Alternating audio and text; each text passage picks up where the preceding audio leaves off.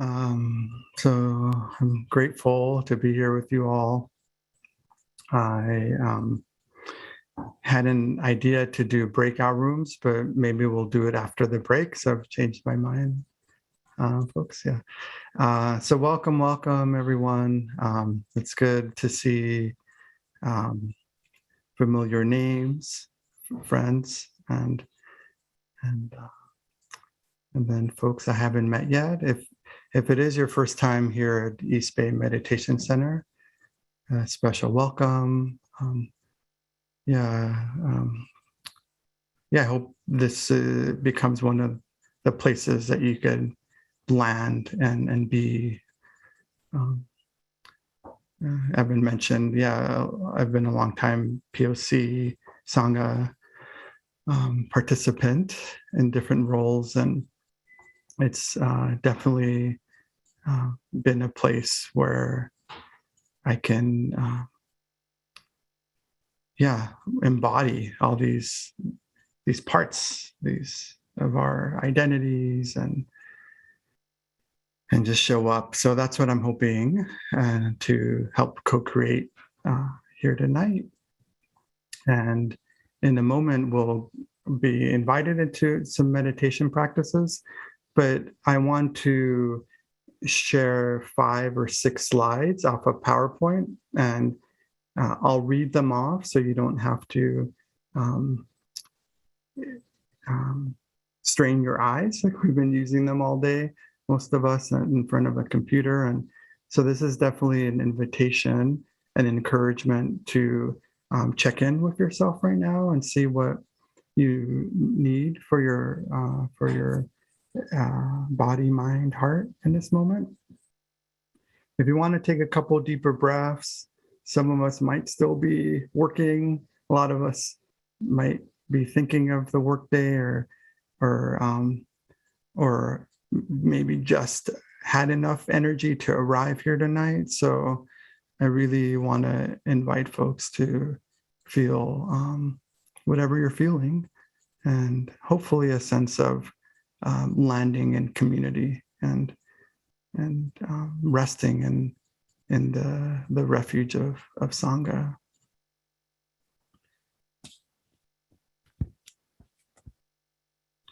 So I want to share just a few slides. Today, the Dharma Talk is going to be about using the 4 foundations for harm reduction, or just mindfulness in general, as a way to practice reducing harm in moments that it's possible. And it's, in theory, possible in every moment. And for those of you that aren't familiar with the 4 foundations, there is a body that we exist in, and so that's the first foundation, and then it generates feeling. So we'll be talking about feeling tone of pleasant, unpleasant, and neutral. And the meditation, I'm going to be guiding us through a practice. And then the third foundation is mind, and no need to memorize these things. The wisdom is already in us, and just to give some conceptual framework for what we're doing. So feeling informs the mind and how we experience the mind, and then that metabolizes into the Dharma or dharmas. And again, these are concepts that I'll talk about later on. And then when we touch into the dharmas, so either the teachings, there's different kind of definitions, or just to your own wisdom, and the inherent wisdom, that's a part of across time, that inspires our practice. So you're all doing really well for arriving here in terms of listening to that wisdom, and of course, take care of yourselves, as you're arriving here and touching into this moment. And so we have the body that we touch into, and I'll show these slides again. There's a picture of foam, and although the body may feel solid, and it is. There's a quality. One of the metaphors in Buddhism is that as we touch the foam, it kind of we see that it's not really solid, and it's a part of something bigger, the dharmas. And so the second foundation is around feeling, again, pleasant, unpleasant, neutral. And the picture my friend Abe from EBMC from 10 plus years ago painted for me, and feeling is kind of this impressionistic painting. And so that's the picture up on this slide. And the next slide is mind, or chitta is the Buddhist word, and the sense of this is a picture of a river or lake, and there's fog over the mountain, and the mountain's being reflected and in the body of water, and so that the mind is kind of really vast, and it's not just our brain or our thoughts, but it encompasses this vastness that's connected to things that are bigger than this body, and that connects to this fourth foundation of the dharmas that and this is a picture of the ocean, and just connecting from river and lake to a big ocean, and how we're the foam and the sky, and just really just this vastness. And so that's the invitation, and in our practice, to connect to the vastness of this moment. So find a posture that you can connect to in this moment, and it could be seated, standing, moving, lying down. And as we begin to collect our energy to arrive to this moment,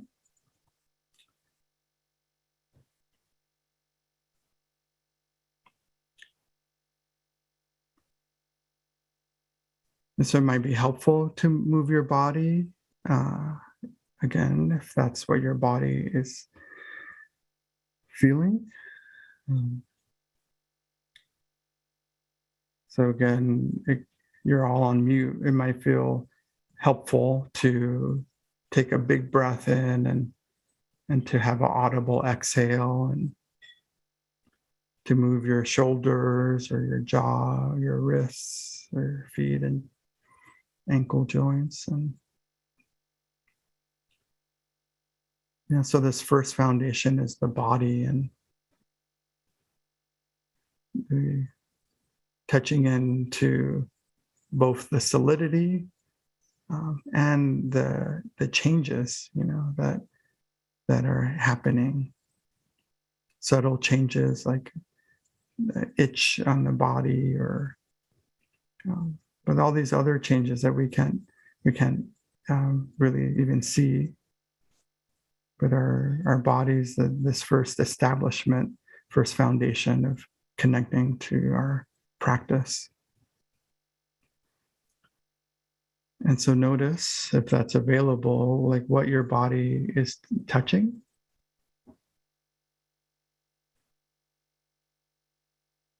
And try to allow the support of whatever your body is connected to. Ultimately, it's connected to the earth. We're actually not separate from the earth, and there's a sense that we can allow our mind, our experience to connect.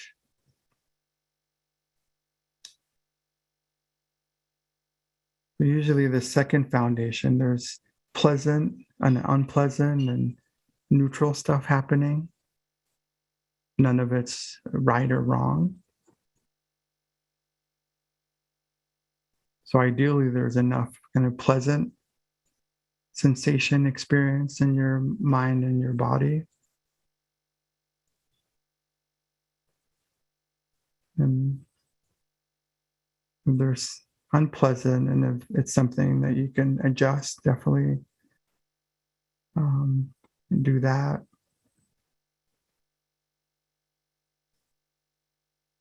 If the body needs to move in any intuitive way, just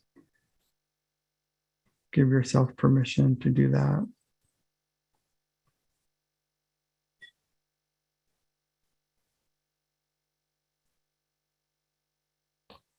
And then this fourth foundation of the Dharmas, list of teachings, one of them is the 6 spheres. The 6 spheres or 6 sense doors. The usual 5 senses we think about, and with Buddhist psychology, the 6th sense is our mind.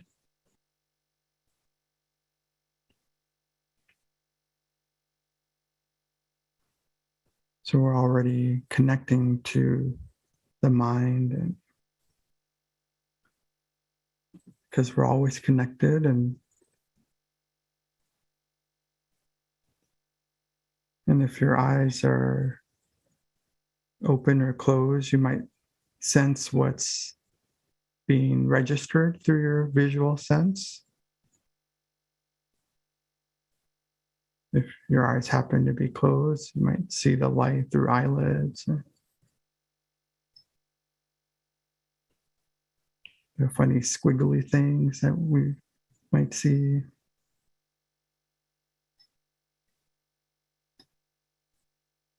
And then sounds, another sense door. And always feel invited into, if your eyes are closed and it becomes overwhelming, just to open your eyes and to use your visual sense to not so much leave your experience, but as a softening. It's a way to allow the forms and shapes that are in your physical environment to enter your visual sense door.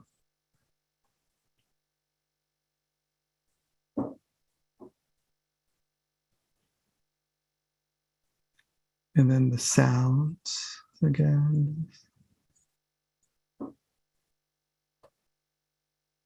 The second foundation, the Vedana, the unpleasant, pleasant, neutral, sometimes labeling sounds as pleasant or unpleasant or neither can be helpful, just to acknowledge that we are receiving this moment via the auditory sense door.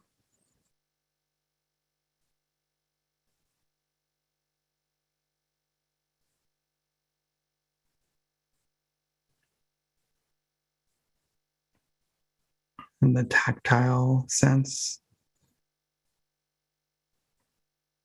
So if you want, connecting to bodily sensations that are evident, maybe the clothing that you're wearing or whatever you're sitting or lying down on.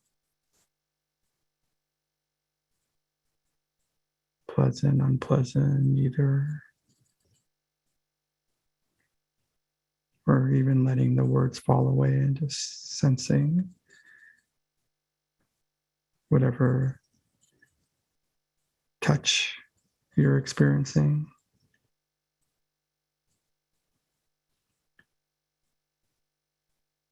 And then smell and taste, sense doors. Not too much striving. These are just ways to connect to your present moment experience just as it is.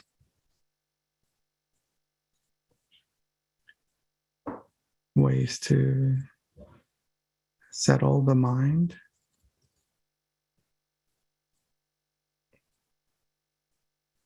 Of course, settling the mind doesn't mean these experiences, these sensations, thoughts, feelings, physical sensations go away.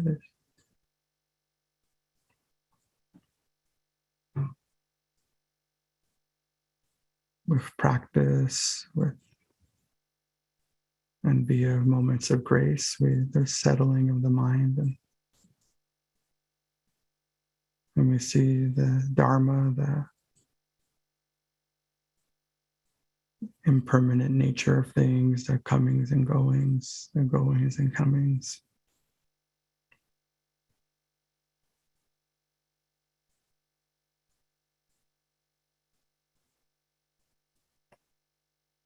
So those are invitations if you want to, again, drop into whatever practice is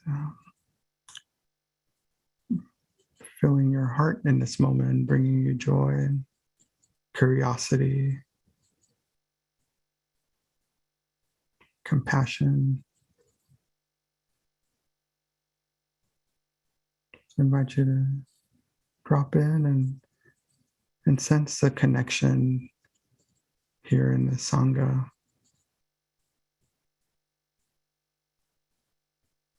And many of us have arrived here with this intention of stilling the mind and with this necessity of remembering our inherent wisdom and the wisdom of coming and being in community.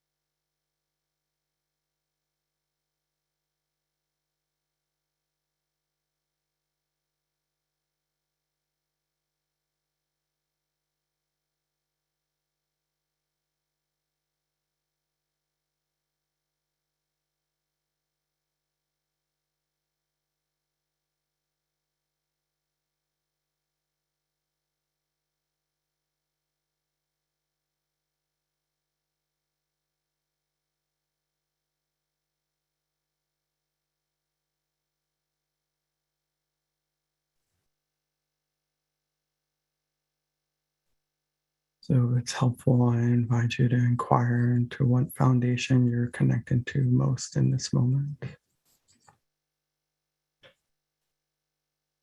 Just noticing one or two or three or four or none.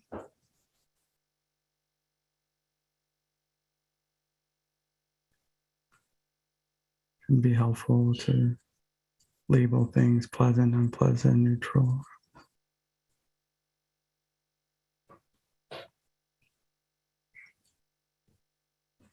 Or what sense doors most coming to your mind. And it's all okay. No right or wrong. Just allowing yourself to be here just as you are.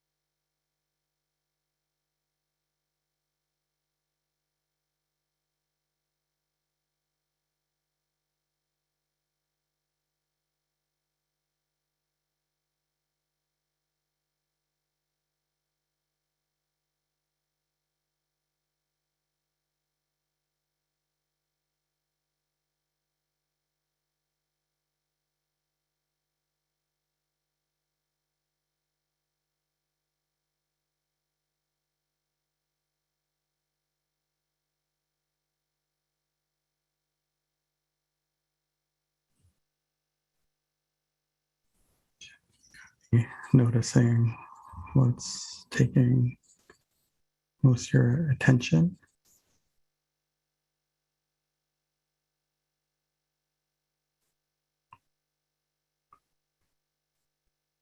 And just noticing it's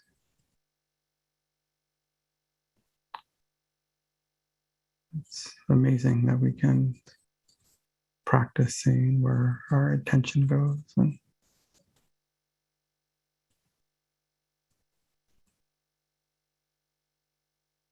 in and out of which sense door.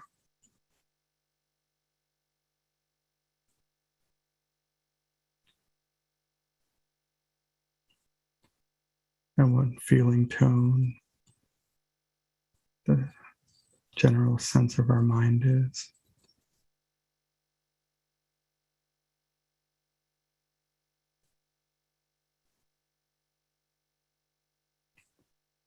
Practicing compassion, acceptance, and stillness in the middle of all the things happening inside, outside.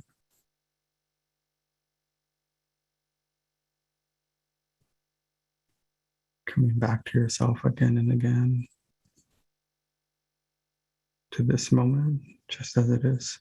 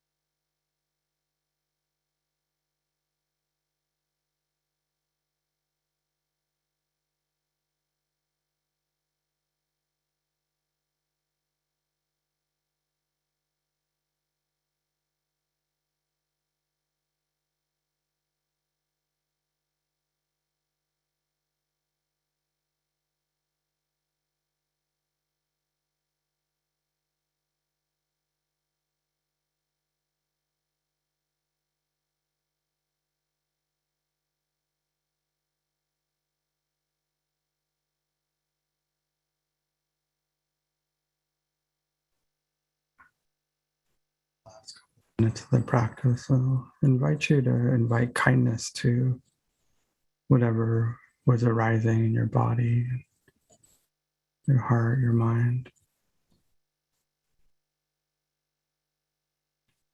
Just kindness to the circumstances, kindness to our bodies and pains or discomforts. Offering kindness to our heart and the feelings that arise, pleasant, unpleasant, neutral.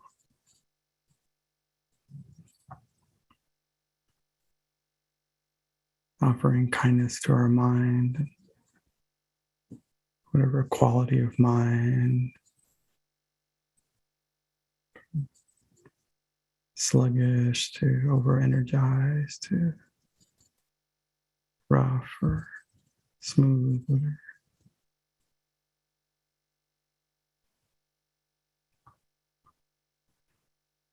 Into the causes, the conditions that are evident in this moment, offering kindness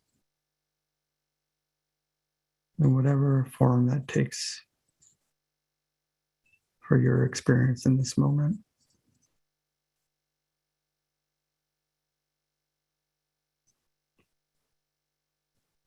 Is it adjusting your body in a way that feels strong and dignified?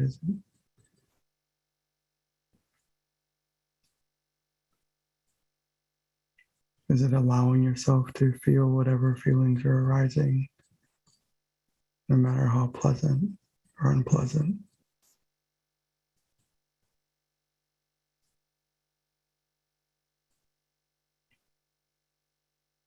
Is it forgiving the mind for whatever state it's in, or combination of states?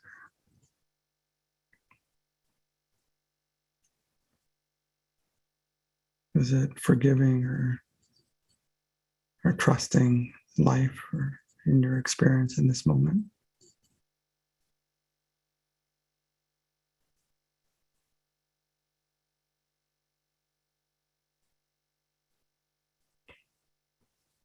Is connecting to your experience with spaciousness. The inhales create space, and the exhales are letting go, letting be.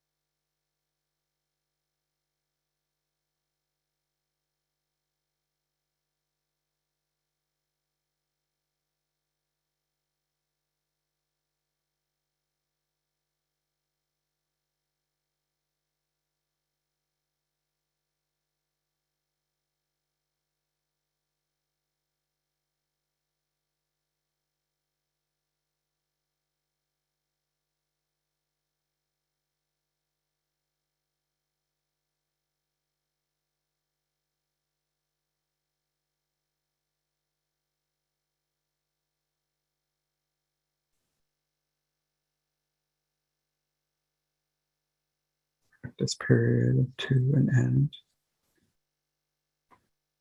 Again, I'll invite you to now give thanks, actually, if you'd like, to whatever arose in your body, your heart, mind, into your worldly experience in this moment.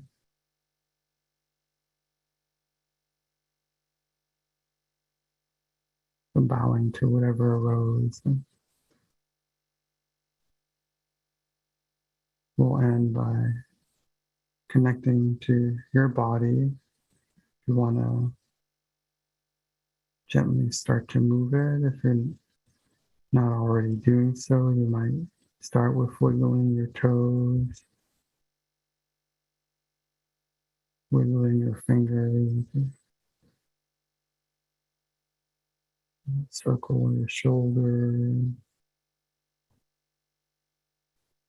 Maybe bigger movements of lifting your arms up and stretching them.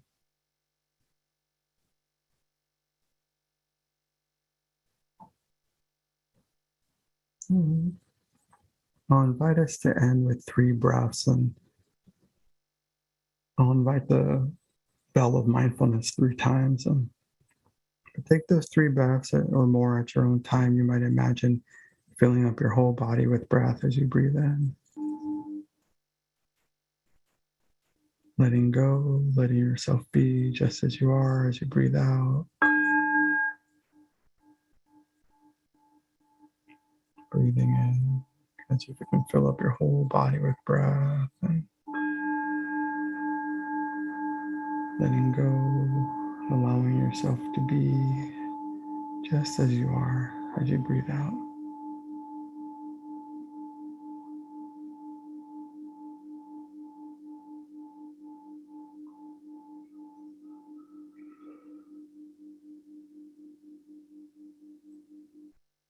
Thank you for your practice.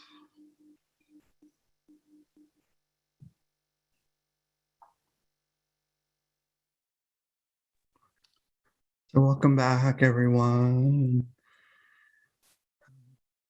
Wherever you are, whatever you're doing, just enjoy, and if it's available, find your breath, and again, sensing the refuge in Sangha here, and showing up as you are, and all the stuff happening inside, outside, and the infinite combinations of our experiences. So thanks again for being here, and I would love to hear from y'all what worked if you were here for the meditation. What did you find helpful? And I asked this as I continue to evolve and change as a teacher. I know what keeps me coming back is the moments where I am reminded of the teacher within myself, and then the teachers within each of you. So so I would love to hear and have you share, maybe in the chat, or if you can't chat, you can unmute. But what of the 4 foundations or the sense door that's helpful to you? Like, where did you find connection? So it could be a word or a phrase. And I really asked that because it's the Buddhism and the teachings, from what I understand, it's really, and it's not just me, this like, see what works for you. Like, because a lot of the times we come seeking like the secret teaching or these sort of things, but we already know, and we all need reminders, and we need these anchors, and all the things that we can, it's like, oh, wow, this was really working for me. Yeah. So yeah, this reminder that feelings, the pleasant, unpleasant, neutral, they're just feelings, and impermanent. Yeah, great. So I found the extension of kindness to self was helpful, as I can be pretty self-critical throughout the day. Yeah. Yes. Yeah. Felt spaciousness for parts of me to be here now and present as they were, and beautiful visual dreams inside me are always there. Yeah. Yeah. Yeah. And the risk of asking this is, but also the benefit is when we can see comparing mine. It's like, oh, that didn't happen. I didn't have beautiful visual, So let me read a couple more. Being reminded of sensations of body to come back to my awareness of body. And I appreciated going through all the senses. I like grounding in the sense doors. I became keenly aware of the sensation of clothes on my skin. Yeah. So wonderful. I've gotten into the habit of like saving chats too. Like they can be, reminders of these teachings, this is great. So thank you for that. Yeah, so today the title that I have been really thinking about in terms of my own practice, and this topic of mindfulness as harms reduction or harms minimization, and bridging that with Buddhism. And I see another comment. Thank you. The reminder of having kindness to ourselves. Yeah. And this is what this harm reduction approach, and bridging it to Buddhism as this, they feel consistent, the teachings with the harm reduction approach. I love that people are sharing. I'm going to read them after. Yeah. And so harm reduction is something, my academic training is in social work. And it was for having to go to school and getting to go to school and being the first to go to post high school, to have social work as my training. I'm still 20 plus years later, like really, really grateful, because this harm reduction approach ended up being taught to me as a social justice movement of really allowing people to be who they are and treating all individuals with dignity and compassion and respect, and understanding the importance of honoring all human life. And obviously those that are really suffering, and one of the not secrets in Buddhism is this reminder of suffering being part of the human experience. Yeah. And that we create more suffering.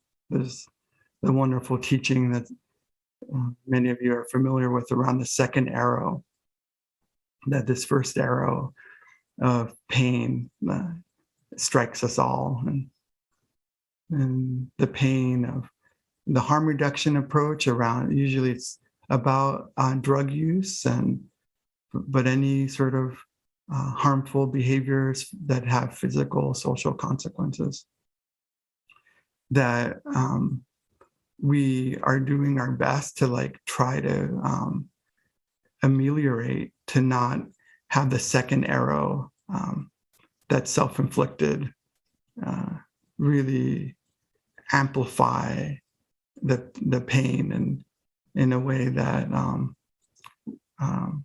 we start to judge ourselves for trying to manage this pain of and discomfort of being human.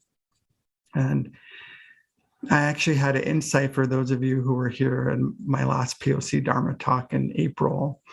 I ended the Dharma Talk talking about mindful toileting. And I had an insight so just so you all know, I think a couple of years ago, I was really proud of myself that I went a year without using my phone on the toilet. And so that was a year, and I've been using it ever since. And then coincidentally, 2 days ago, I wasn't using it on the toilet. And I had this huge insight around because I just said, we're all doing the best we can. And I got really pissed. I was like, I don't give a shit if I'm doing, if I'm not doing the best I can, then I still deserve dignity and love and respect. And so that was a epiphany for me. And correlation is not causation. Maybe it's because I wasn't using the phone or whatever. But that was really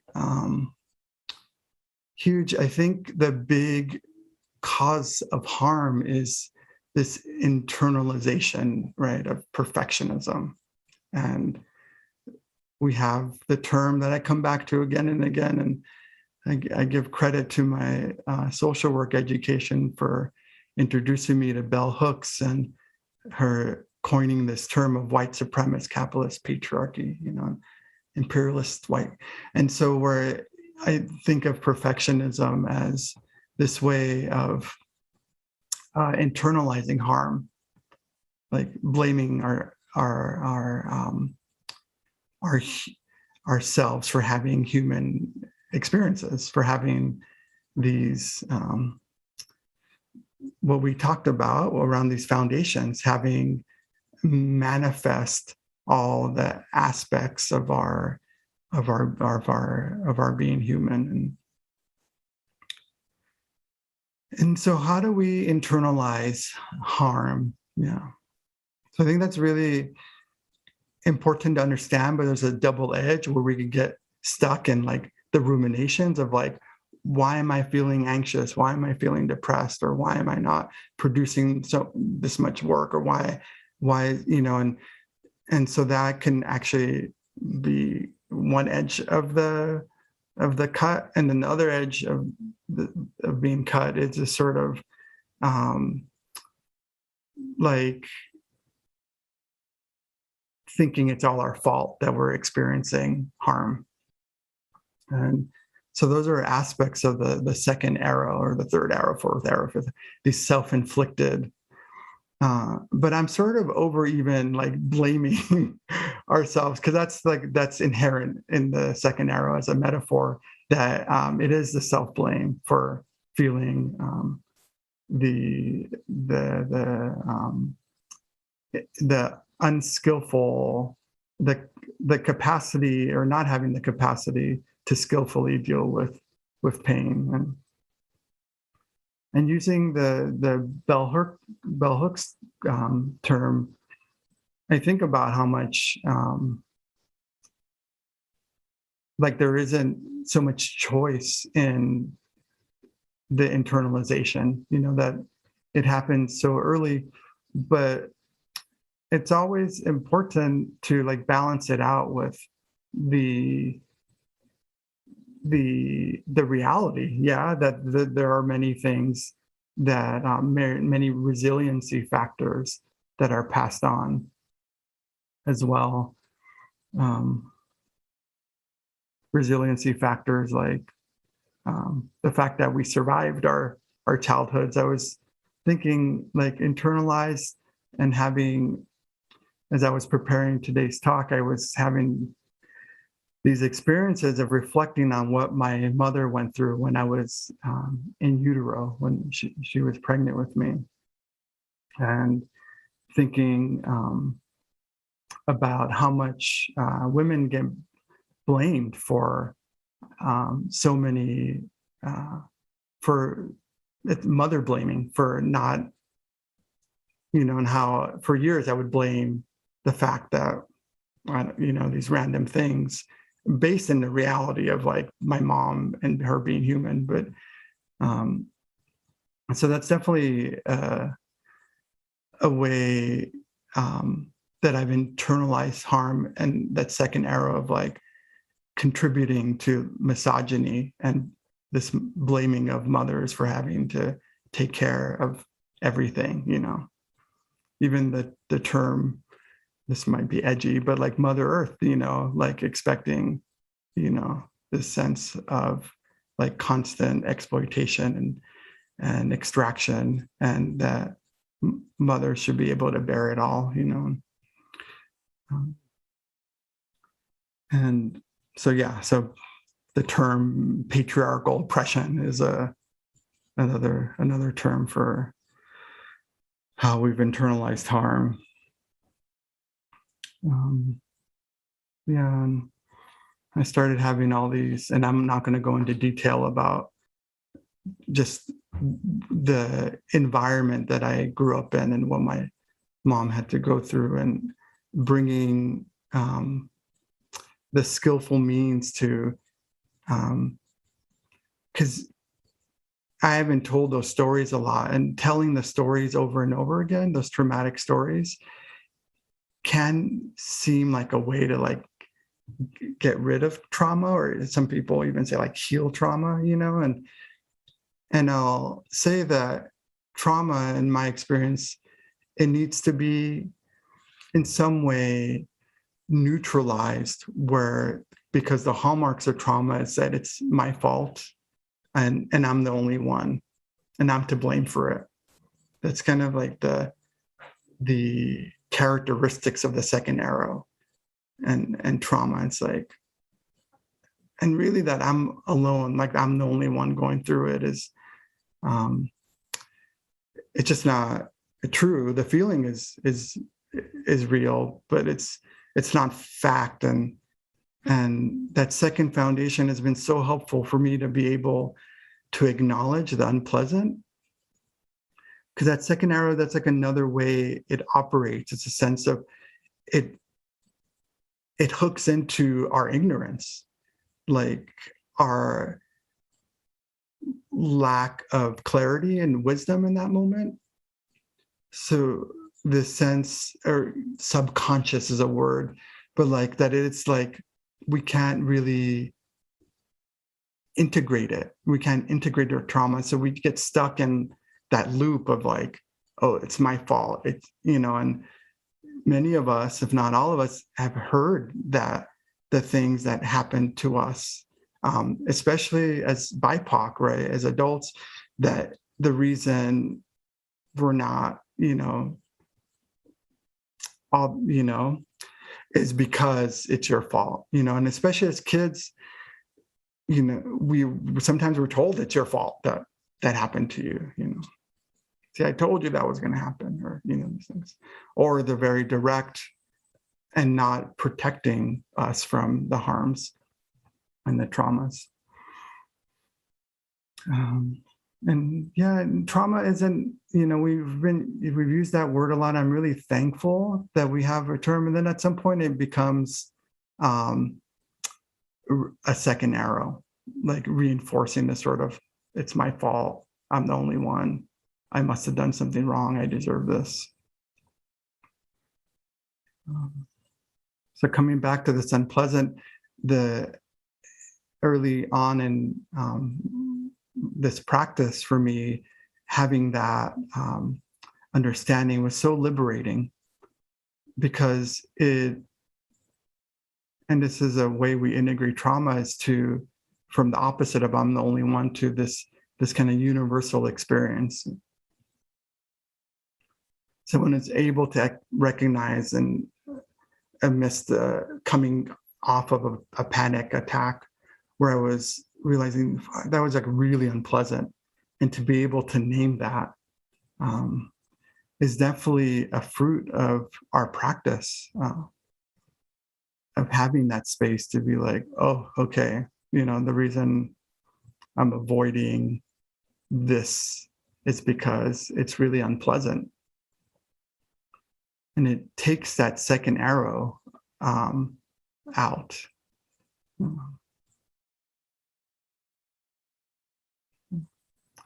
And so I'm happy the 6 sense doors were working for some of you. That's a reminder that we could always practice and using that pleasant, unpleasant, neutral. And I'm recalling like the first time I heard this Vedana is the Pali, the Buddhist term. When I first heard Vedana, I was thinking, oh, neutral. That's the sweet spot. If I just find, and again, attached to this sort of like, if I just practice well enough, then I won't suffer. Kind of perfectionism, delusion. And so I thought, oh yeah, let me just have, and neutral is a really interesting place, because I think most things are neutral.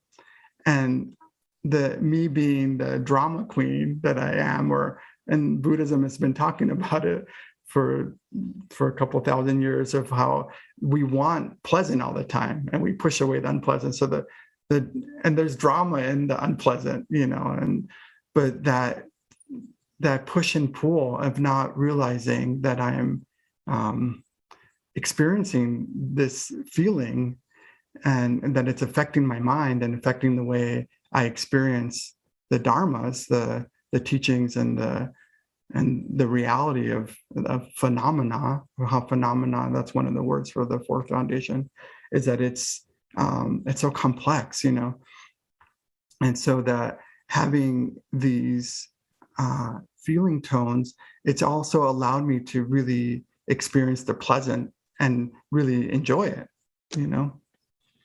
and so it's not so much, as one of you said, to notice the changes that come from being aware, and how that's one of the dhammas of like things changing, and so that we can enjoy what we have, knowing it's finite, and then the flip side, that the unpleasant things are finite as well, and not either or, right? There's all this nuance.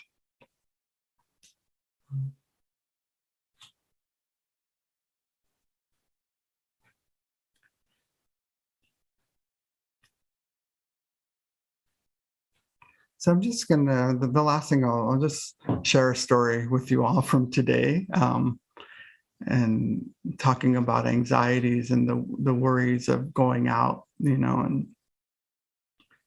and at some point in my adulthood, I had such freezing anxiety that I couldn't leave the house, and today was a tinge of that. For anxiety, I found it helpful to range it from 1 to 10 in terms of like how compelling the anxiety, how strong the energy of anxiety is. And I wanted to go for a bike ride. And so I went and got out, but these things were stopping me. Got really nervous because I need to remove the notifications that come in my email for the nextdoor.com site. I hope that's not triggering to people. I call it like nextpanic.com. And it's because I've been seeing all the things that are, all the violence that's occurring, and it's way more compelling. We don't really hear of. Sometimes you find a kitten that was lost or something, but so I just felt all this anxiety, and I was predicting that the tires, and I'm not going to go anything traumatic content, but I was worried about my tires getting flat from riding around the lake, because there's a lot of broken glass. So, and as I was riding, I was looking at the glass, and I was like, oh, I knew it, my tire's going to get flat. And I was able to take a preventative measure. The bike shop told me if I fill up the tires full enough, that it kind of repels the glass. And I knew I was going to be here teaching tonight, and I thought, well, what's the spiritual solution here? And I'm going to be teaching about the six senses, which is one of the dhammas, one of the four foundations. And I started tripping out on the visual of the broken glass, and seeing how it was activating the second arrow, like the broken glass of the alcohol bottle, the broken window, that most likely had a charge of anger and rage, and I also thought of me being a teenager and not really seeing the consequences of my action, and even climbing on a car at some point when I was a kid and smashing in a windshield. And so, and just connecting to that and seeing through my visual sense, seeing what I was seeing, and like getting sucked in to these little shards of glass, and how much of my life, I think many of our lives, were like, especially through our visual sense door, just all the way out there, right? And not in our experience, like looking out for the proof that I'm right, or that I am certain that these things are so, because I have this attachment to certainty, or like that I've needed to be vigilant to survive circumstances, right? And so, yeah, it was this moment of awakening, in my opinion, of seeing these shards of glass, and I had kind of trippy sort of visual, and looking at it, and which I won't go into so much, but that once I was able to connect to the unpleasant aspect of it, and the other times I've had a flat tire, and to connecting to the people that broke the glass, and connecting to the times that I was angry and broke glass, and I could go on, and I'm gonna not go into violence and my, but that it neutralized it, and it like took out the second arrow, where pain and violence are a part of life, and that that there wasn't so much in, and I wasn't so much in the pity, because that compassion is another word for, I think, what I was practicing. And you can go into pity and feeling sorry, and then it just kind of spirals into like, oh my, like the hopelessness, and so how to maintain that, coming back to myself and sensing whatever I was sensing, and that was okay. I think that was a fruit of my practice, and for all the folks, all of you, and all our other teachers. So just, and this opportunity to be able to practice connecting to wisdom. So I'm going to stop there and just open it up to a comment or two, a question. And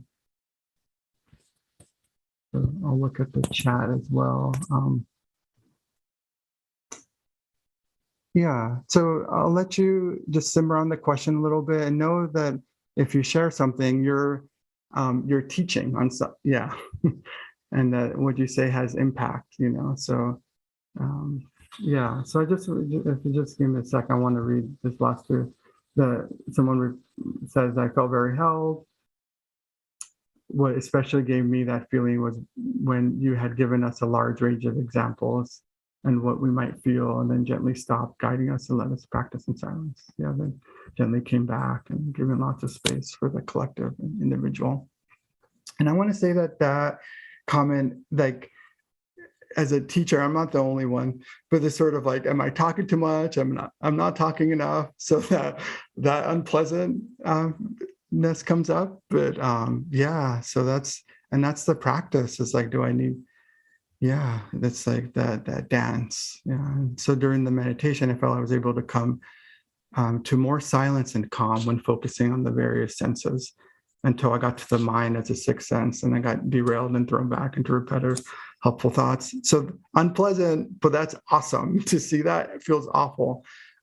So that's part of the practice. So thank you so much for sharing that. I struggled from then on to try to return to somewhere where the mind wasn't taking over again. And so, and those moments is just like grace, like, and that's like the trust and confidence in the practice. When we experience enough pleasant or enough insight and wisdom, that connects to this confidence and faith that, I can come back again and again. And it's so important to share our experiences. And to a point, because some points were just like repeating trauma and but like that this is part of it. Yes. And so I'm gonna LOL on that one. Yeah. So every time I close my front door, I wish that all beings be housed and safely. May all beings be safe, protected, free from suffering. And may we dedicate whatever extra energy we have, we dedicate it to all beings. May all beings connect to their wisdom, their inner teacher, so that we all might get free.